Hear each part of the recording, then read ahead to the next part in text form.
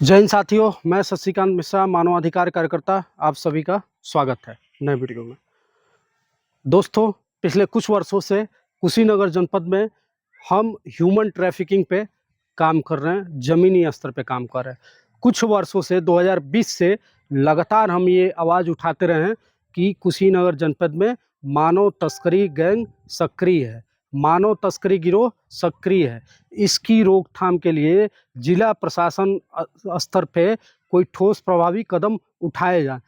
प्रभावी कदम क्या हमने बताए थे? जन जागरूकता की जाए। गाँव, कस्बों, चौक चौराहों पे, स्कूलों में, कॉलेजों में ये बताया जाए ह्यूमन ट्रैफिकिंग क्या है, कौन-कौन लोग इसमें शामिल हैं, दलाल कौन है, तस्कर कौन है, कैसे इन्हें चिन्हित करें, इनका ट्रैप करने का तरीका क्या है। ये झांसे में धोखा, लालच, छल कपट, जबरन, भय या किसी प्रकार का लालच देके करते हैं, तो इनके काम करने का तरीका कैसा है। अगर जो ये आपके बीच आ रहे हैं इस तरीके से, अगर जो कोई आपको फंसाने का प्रयास कर रहा है, कहीं लेके जाने का प्रयास कर रहा है, रोज़गार का लालच देके या किसी प्रकार से चकाचौंध वाली जो लाइफ़स्टाइल दिखा के, तो हो सकता है वो दलाल तस्कर हो और ये इनको चिन्हित करके और इन पे आप पुलिस की को इन्वॉल्व करें, इसमें कार्रवाई करवाइए। जिला प्रशासन ने ह्यूमन ट्रैफिकिंग, मानव तस्करी, बाल तस्करी को, गैर कानूनी धर्मांतरण को रोकने के लिए कुशीनगर जनपद में कोई भी सक्रिय प्रयास नहीं किए, कोई भी सराहनीय प्रयास नहीं किए। ज़मीनी स्तर पे कोई प्रयास नहीं हुआ, ज़मीनी स्तर पे कोई कार्य योजना नहीं बनी है। दिखा दिए लोग कि कितना प्रयास किए हैं। अगर जो ये प्रयास किए होते, अपना काम सही से किए होते, तो आज जो 15 से ज़्यादा गिरफ्तारियां हुई हैं, पुलिस अधीक्षक जो नए कप्तान हैं अपने संतोष मिश्रा जी की नेतृत्व में, ये दिन देखने को नहीं मिलता। इनका जो जो ये फल फूल हैं, ये नहीं कर पाते, ये नेक्सस नहीं तैयार कर पाते, ये नेटवर्क नहीं तैयार कर पाते। आसानी से इनको रोका जा सकता था। जब ये सक्रिय थे, प्राथमिक स्टेज पे थे, तब इनकी रोकथाम के लिए कोई प्रयास प्रशासन ने नहीं किया। अब ये कैंसर का रूप ले चुके हैं, तो अब जो है अभी जिस स्तर से प्रयास करना चाहिए नहीं हो रहा है। ठीक है, कप्तान आज हैं, अच्छा काम कर रहे हैं संतोष मिश्रा जी। इनके जाने के बाद जो दूसरे कप्तान आएंगे उनका क्या? इसके पहले जो कप्तान रहे हैं, पुलिस अधीक्षक रहे हैं, उन्होंने क्या किया?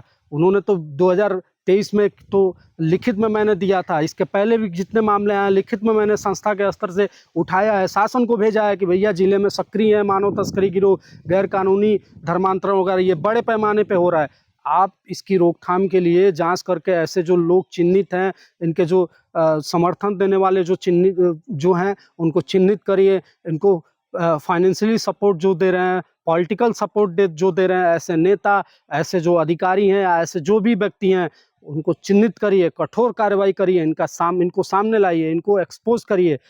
हो क्या रहा है? होता क्या है कि हर बात शासन को जिला प्रशासन ये रिपोर्ट भेज देता है कि कुशीनगर जनपद में सभी थाना, जितने भी थाना हैं, हर थाने से सूचना एकत्र की गई और ये पाया गया, सभी थानों ने ये बताया है कि उनके थाना अंतर्गत कोई भी इस प्रकार का गिरोह, चाहे वो लफ्जियात हो, गैर कानूनी धर्मांतरण हो या मानव तस्करी, चूंकि ये मानव तस्करी का ही रूप है, ये ह्यूमन ट्रैफिकिंग में ही आता है, तो इस प्रकार का कोई गिरोह जिले में सक्रिय नहीं है। जब शासन को ही रिपोर्ट धोखे गलत भेजा जाएगा, सही रिपोर्ट ही जब नहीं किया जाएगा, तो शासन इसकी रोकथाम के लिए क्या जिला प्रशासन को दिशा निर्देश देगा? आप बताइए। रिपोर्ट एलआईयू जो है पुलिस की अपनी खुफिया है, तंत्र है, एलआईयू है। एलआईयू ने क्या किया? कितने मामले में जो कुशीनगर जनपद में कार्य करने वाली जो एलआईयू है, इसके जो पुलिस अधिकारी हैं, इसके जो लोग हैं, उनका काम क्या है? इनका तो यही काम है कि जिले में जो भी गैर कानूनी गतिविधियां हो रही हैं, उसकी रिपोर्ट जो है भेजना, पुलिस अधीक्षक को भेजना, उसके बाद से जो शासन है उसको भेजना। लेकिन इन्होंने क्या रिपोर्ट किया? जितने मामले आए ये नहीं पता कर पाए कि ये अगर जो हिंदू लड़की गायब हुई है, एफआईआर दर्ज है, तो मामला लव जिहाद का है कि नहीं, गैर कानूनी धर्मांतरण का है कि नहीं, ह्यूमन ट्रैफिकिंग का है कि नहीं। अगर जो है तो इन्होंने क्या लिखित में भेजा, क्या खुफिया अपनी रिपोर्ट में भेजा। अगर जो इन्होंने गलत कुछ रिपोर्ट भेजा, तो जिसको जो सही रिपोर्टिंग करनी चाहिए वो रिपोर्ट ही सही नहीं करेगा, तो उसका समाधान कैसे होगा? मान लीजिए कि आपको कोई बीमारी है, आप डॉक्टर के पास जाते हैं, अगर जो डॉक्टर आपकी क्या बीमारी है यही ना पकड़ पाए, तो सही दवा आपका क्या करेगा, सही दवा क्या देगा, सही इलाज आपका क्या होगा? तो जो डॉक्टर है, जिसको ये जिम्मेदारी दी गई है, चाहे वो जिले के पुलिस अधीक्षक हों या जो जो जिलाधिकारी महोदय हैं, इनके नीचे जो भी तंत्र काम कर रहे हैं प्रशासनिक अधिकारियों के, खुफिया विभागों के, तो इनके ये मुखिया हैं। तो इनके जो ऊपर, जिनके जो नीचे जो लोग भी हैं, जिनकी ये जिम्मेदारी है कि रिपोर्टिंग सही हो, समस्या जिले में क्या है, और इसका सटीक और सही जानकारी पूरा एविडेंस के साथ ऊपर भेजना।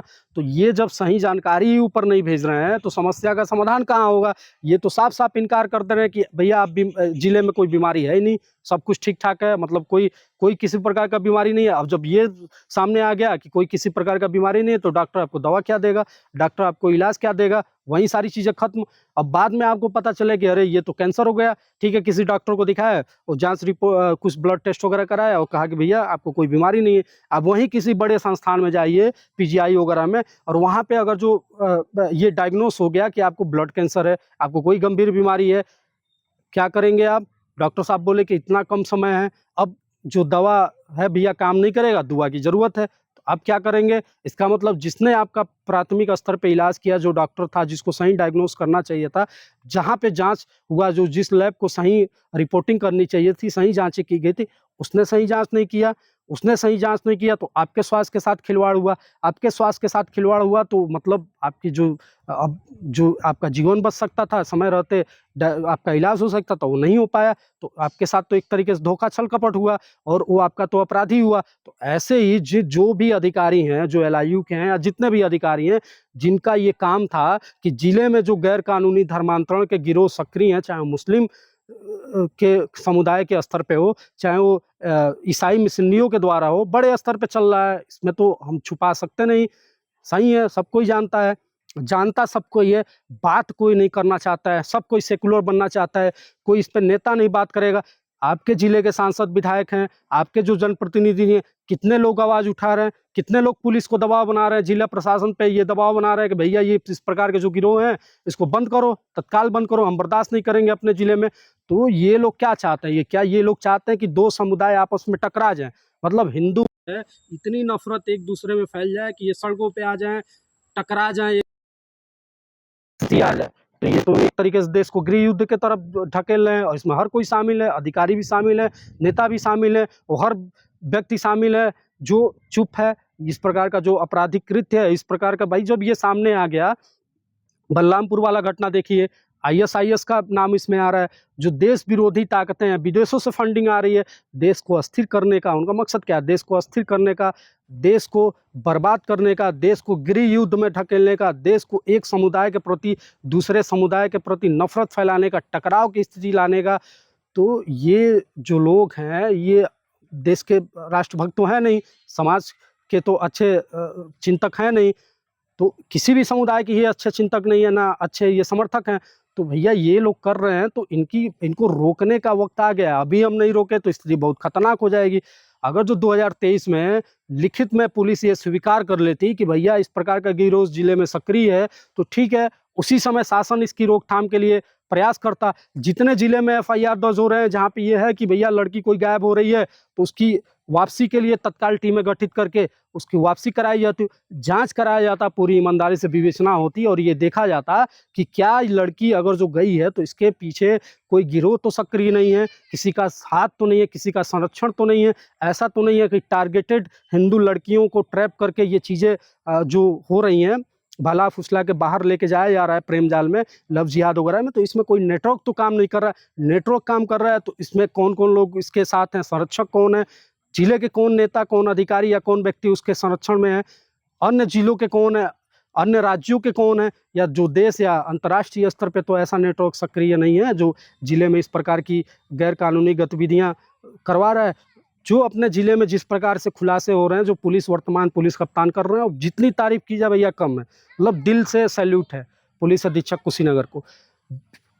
बिना दबाव, बिना डर, बिना किसी बेबाकी के साथ, तेज़ तर्रार के साथ जो एक पुलिस कप्तान का कर्तव्य है, जो करना चाहिए वो कर रहे हैं, निभा रहे हैं और बिल्कुल प्राउड फ़ील होता है ऐसे हमारे जनपद में आते हैं तो। तो ये बताइए कि ऐसे जो भी गिरोह सक्रिय हैं, अगर जो पुलिस रिपोर्ट करेगी तो शासन इसकी रोकथाम के लिए भाई निर्देश देगा। 2023 में ही मैंने लिखा था, अगर जो उसी समय पुलिस ने सही रिपोर्ट किया होता, और ये भी रिपोर्ट देखिए हर थाने से सेम ही रिपोर्ट, ये बोला गया कि कुशीनगर जनपद के किसी थाने में, हर थाने से ये रिपोर्ट गया, पडौना कोतवाली भी ये रिपोर्ट भेजा है कि भैया हमारे कोतवाली अंतर्गत कोई भी मानव तस्करी गिरोह सक्रिय नहीं है। रविन्द्रनगर थाना भी यही कर रहा है कि हमारे पुलिस थाने अंतर्गत कोई भी मानव तस्करी गिरोह सक्रिय नहीं है। हाटा कोतवाली भी यही कर रहा है। लगभग हर थाने का सेमी रिपोर्ट है मेरे पास, तो रिटर्न में पुलिस ने जो दिया था, तो तब जब सक्रिय नहीं था तो साल भर में कहाँ से, साल 2 साल में कहाँ से सक्रिय हो जाए। कोई नेटवर्क साल 2 साल में रातों रात तैयार नहीं होता है। जिले में अगर जो गैर कानूनी धर्मांतर लव जिहाद के मामले आ रहे हैं, तो इसमें एक बड़ा नेक्सस, बड़ा नेटवर्क काम कर रहा है, और ये बहुत कई सालों से काम कर रहे हैं।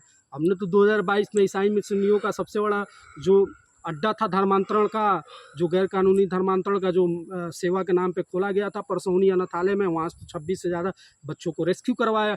वहाँ भी देखिए, वहाँ भी गलत अलग नाम बदल के बच्चों को रखा गया था। हिंदू बच्चे थे, उनका नाम किसी का ईडन रखा गया था, किसी का ईस्टर रखा गया था, किसी का डेविड रखा गया था। ठीक, आज बच्चे सही सलामत है, सही जगहों पे रिस्क लिया हमने, छापेमारी करवाई, बच्चों को रेस्क्यू करवाया। बहुत बवाल भी हुआ उसमें, हमारे खिलाफ मुहिम चला दी गई, हमारे खिलाफ लगा दिया गया, हमारे ही धर्म, हमारे समुदाय के लोगों को हमारे खिलाफ खड़ा कर दिया गया। तो ये जो लोग इस पे काम कर रहे हैं, ये छोटे मोटे व्यक्ति नहीं है। उसी समय मैं समझ गया था कि इनके काम ये बहुत खतरनाक हैं, ये कुछ भी करा सकते हैं, किसी की हत्या करा सकते हैं, किसी को कुछ भी करा सकते हैं। ये पैसे से, पॉलिटिकल हर तरीके से ये बहुत मजबूत है, इनसे लड़ना इतना आसान नहीं है। लेकिन ठीक है, भगवान ने हमको नया जीवन दिया है, तो हम भी टकरा रहे हैं, हम भी काम कर रहे हैं। जब तक आखिरी सांस है हम लोग लड़ेंगे, इनको ऐसे ही एक्सपोज करते रहेंगे। तो अभी भी वक्त है, जो वर्तमान पुलिस अधीक्षक है, भैया आपसे निवेदन है कि जो लोग भी इसमें शामिल हैं, चाहे वो नेता हो गए या जो अधिकारी हो गए, आप उनको भी चिन्हित करिए। जो इनके जो असली जो मास्टरमाइंड है, इनको पकड़िए। चूँकि जब तक ये लोग नहीं पकड़े जाएंगे, ये लोग एक्सपोज नहीं होंगे, तो तब तक ये इस नेटवर्क को जड़ से समाप्त करना बहुत मुश्किल है। ये ठीक है, अभी लव जिहाद कर रहे हैं, अलग तरीके प्रेम जाल में कर रहे हैं, कोई और तरीका अपना लेंगे। ये तरीका बदलता रहता है, समय के साथ साथ अपराध करने का तरीका बदलता रहता है। पहले ट्रैफिकिंग क्या होता था, बाल मजदूरी के लिए करते थे, बाल विवाह के लिए करते थे, भिक्षावृत्ति के लिए करते थे, अंगों की तस्करी के लिए करते थे। तो अब क्या है, अब सबसे आसान तो इनको तो यही लग रहा है, लव जिहाद और करके प्रेम जाल में फंसा के आसानी से ट्रैप करके, और इसमें पैसा भी ये सबसे ज़्यादा है। अब कोई बाल मजदूरी के लिए 10,000, 20,000, 40,000 में बच्चे बेचे जाते थे, तो वहीं अब बच्चे अगर जो किसी समुदाय की है तो 20-20 लाख, 15-15 लाख रुपए मिल रहा है। तो अब तो पैसा भी बढ़ गया ना। तो ये नेक्सस है किसी और से, जो धार्मिक कट्टरपंथ की जो संस्थाएं हैं, जो इस पे काम करने वाली हैं, अपने धर्म पे जो काम करती हैं, इनके साथ मिल गए हैं, इनके साथ हाथ मिला के। और ये जो अपना नेटवर्क है दलालों का, तस्करों का, ये हर जिले स्तर पे काम कर रही हैं। छांगुर पीर जो है, इसने तो 600 से ज़्यादा जिलों में अपना नेटवर्क फैलाया हुआ था, 500 से ज़्यादा तो इसके गुर्गे हैं, काम कर रहे हैं लगभग, ये हर जिले में है। तो ऐसे लोगों को चिन्हित करना, और ये उत्तर प्रदेश में जो कुशीनगर में अभी खुलासा हुआ, उत्तर प्रदेश का तीसरा सबसे बड़ा नेटवर्क पकड़ा गया है। वहाँ पे बलरामपुर के बाद से दूसरा पकड़ा गया था आगरा में, अभी वो जांच चल रही है, कई सारे मास्टरमाइंड उसमें आए हैं सामने। वही चीज़ें जो हैं कुशीनगर में है, तो भैया आगरा और बलरामपुर में तो NIA ED भी लग गई है, कुशीनगर जनपद में कब NIA ED लगेगी? यहाँ भी तो आप लोग लगाइए। जो सांसद है, विधायक है, ये क्यों नहीं मांग उठाते हैं कि भैया इस तरीके का गिरोह है, अगर सही में काम कर रहा है तो NIA ED वगैरह लग के इनके कहाँ से स्रोत है फाइनेंशियल या जो भी चीज़ें हैं, ये सामने आए सबके। और रोकना, चुप न बैठिए, इसको हर हाल में रोकना होगा। नहीं अभी रोकेंगे तो ये स्थिति इतनी खतरनाक हो जाएगी कि हमारे आपके बस की बात नहीं होगी, किसी जनप्रतिनिधि की बस की बात नहीं होगी, किसी अधिकारी की बस की बात नहीं होगी, सरकार के बस की बात नहीं होगी। तो जहाँ भी इस तरीके की चीज़ें हैं, आप पुलिस में रिपोर्ट करिए। जो इस विषय पे काम कर रही संस्थाएं हैं, उनकी मदद लीजिए, सामाजिक कार्यकर्ताओं की मदद लीजिए, जो अच्छे जनप्रतिनिधि हैं उनसे मदद लीजिए। चुप न बैठिए, पुलिस में रिपोर्ट कराइए, FIR दर्ज करवाइए। और भाई आपके नए कप्तान जी हैं, तो भरोसा आप इन पे कर सकते हैं, आपको न्याय ज़रूर मिलेगा। वीडियो अच्छा लगे तो शेयर करिए। जय हिंद।